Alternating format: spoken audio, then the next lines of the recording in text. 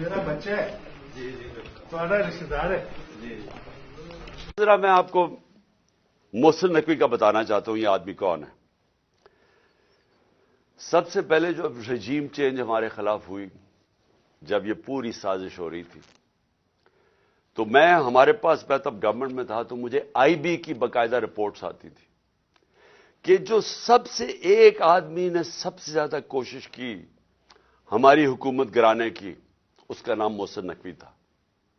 یہ بھاگا پھر رہا تھا ساری جگہ، کبھی نواز شریف کو پیغام لے کے جا رہا ہے زرداری کا، تو کبھی زرداری کے ساتھ مل کے سندھ ہاؤس کے اندر بیٹھا ہوا ہے، لوگوں کی حرام کے پیسے سے لوگوں کو خرید رہا ہے. یہ سب پیش تھا. ہر جگہ محسن نقوی کا نام آتا تھا کہ اس نے سب سے زیادہ کوشش کی اس کانسپریسی کو کامیاب کرنے کے لیے. اور یہ وہ ایکس آرمی چیف کو بھی ملتا تھا، جس کی اصل تو ماسٹر مائنڈ وہ تھا. لیکن جتنے بھی پلیئرز اس کے ارد گرد تھے، اس میں ایک پلیئر جس کا سب سے زیادہ نام آتا تھا، اس کا نام محسن نقوی تھا. تو یہ جس کو زرداری کہتا تھا، یہ میرا بیٹا ہے، یعنی زرداری نے اس کو اپنا بیٹا بنایا ہوا تھا. اب یہ سوچ لیں کہ اس کا کیریکٹر کیا ہوگا کہ زرداری جیسا آدمی جو انٹرنیشنلی ساری دنیا زرداری کو جانتی ہے کہ کرپٹ ترین آدمی ہے، اس کے اوپر کتابوں کے اندر انٹرنیشنلی کتابوں میں زرداری کا چوری کا ذکر ہے. آج سے 30-35 سال پہلے اس کو مسٹر 10% باہر کی دنیا میں کہنا شروع ہوا، اس کا نام رکھا گیا. اس کے اوپر مضمون نکلے ہوئے ہیں اخباروں کے اندر اس کی چوری کے اوپر. اس زرداری جس کو اصل میں نیب میں جیل میں ڈالنا چاہیے تھا، اور جیل میں گیا اور بچایا گیا. ہمیں سب کو پتا ہے کہ NRO 2 کی وجہ سے جو جنرل باجوہ نے دیا، سب بچ گئے. وہ زرداری اس کو اپنا بیٹا سمجھتا ہے، اور وہ جو بیٹا ہے اس کی کیا اخلاقیات ہوں گی آپ کو پتا ہونا چاہیے کہ 2008 میں اس نے 35 لاکھ روپیہ نیب کو واپس کیا تھا. تسلیم کیا تھا کہ میں نے چوری کی ہے، اس لیے میں 35 لاکھ روپے آپ کو نیب کو واپس کر رہا ہوں. یہ وہ آدمی ہے، نہ اس کے اندر وہ اخلاقی معیار ہے، نہ اس کے اندر وہ غیر جانبدارانہ صلاحیت ہے جو کہ ایک کیئر ٹیکر میں آنا چاہیے. اور اس کے بعد اگر کسی کو کوئی شک ہے کہ یہ تحریک انصاف کا بدترین دشمن ہے، اس کی جو چینل 24 کا بھی اٹھا کے دیکھ لیں، اس میں مسلسل تحریک انصاف کے خلاف پروپیگنڈا چلتا رہتا ہے. کوئی بھی جانتا ہے، صحافت میں سب جانتے ہیں کہ یہ ہمارا بدترین دشمن ہے، سیاست میں سب جانتے ہیں، اور ہمیں سارا پتا ہے کہ رجیم چینج کے اندر جب ہماری حکومت گرانی تھی، اس کا کتنا بڑا ہاتھ تھا. اب اس آدمی کو اگر انہوں نے بنایا ہے اس پنجاب کا کیئر ٹیکر چیف منسٹر، تو اس کا کیا مطلب ہے؟ اس کا مطلب یہ ہے کہ اس کے پیچھے وہ لوگ ہیں جنہوں نے کاٹا ڈالا ہوا ہے عمران خان کے اوپر، جنہوں نے فیصلہ کیا ہے کہ عمران خان اب کامیاب نہیں ہوگا. وہ لوگ جن کو ابھی تک میں پھر سے کہتا ہوں، نہ تاریخ کا پتہ ہے، نہ ان کو سیاست کی سمجھ ہے، نہ ان کو پتا ہے کہ کاٹا مار کے اس ملک کو کتنا بڑا نقصان کیا گیا ہے ہماری تاریخ میں.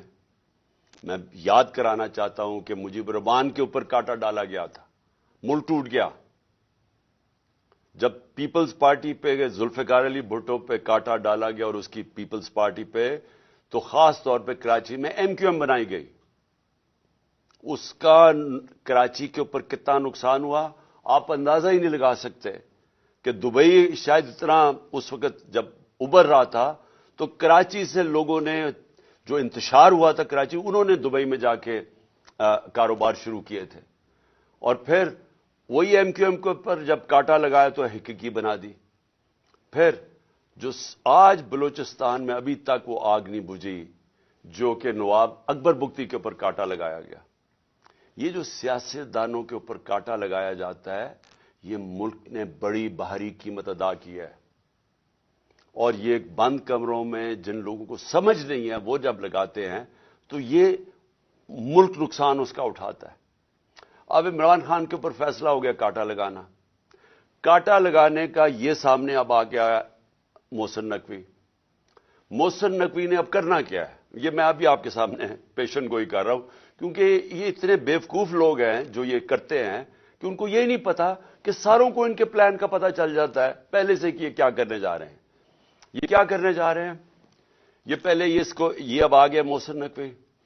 یہ اب وہ سارے وہ لوگوں کو لے کے آئے گا, پولیس والوں کو اور بیوروکریٹس کو, جو ہمارے سخت مخالف ہے.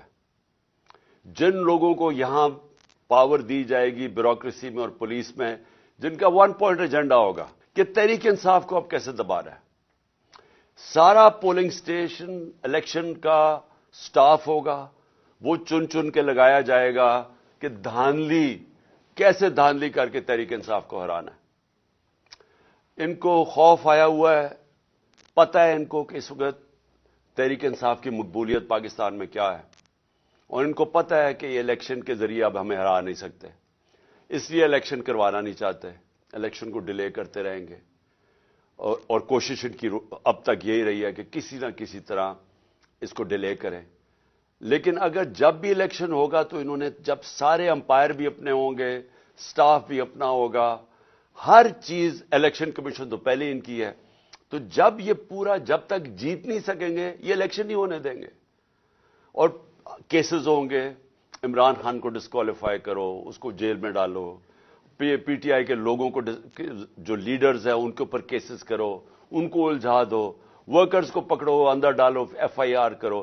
یہ بالکل جو زرداری کا جو فارمولا سندھ کے اوپر جو کنٹرول کر کے بیٹھا ہوا ہے وہ ایسے ہی ہے. کوئی اس کی زرداری کی پبلک میں, یہ ڈرتا ہے پبلک میں جاتے ہوئے.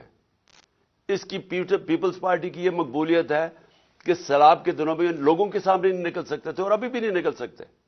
لیکن ان کا کام یہ ہے کہ پیسہ چلاؤ, خوف, ہراساں, ایف آئی آر, ونڈو سے لوگوں کو ڈراؤ, اور پھر کھل کے دھاندلی کرو, اور کوئی ان کو پوچھنے والا نہیں, کیونکہ الیکشن کمیشنر ان کے اپنے لوگ بیٹھے ہوئے ہیں. تو یہ بھی اب کراچی کا جس طرح کا الیکشن کروایا گیا, یہ ان کی کوشش ہے کہ یہ اب سب کچھ کنٹرول کر کے اپنا الیکشن کروائیں گے. میں ویسے آپ کو بتا دوں, ہم نے پوری اپنی کوشش کی. ہم نے یہ کوشش کی کہ ہمارا ملک مشکل, جب ہماری گورنمنٹ گرائی گئی تو ہم نے کوشش کی کہ ہم ہر طرح اپنے ملک میں انتشار نہ ہونے دیں. ہم نے آئین کے بیچ میں رہ کے سب کچھ کیا.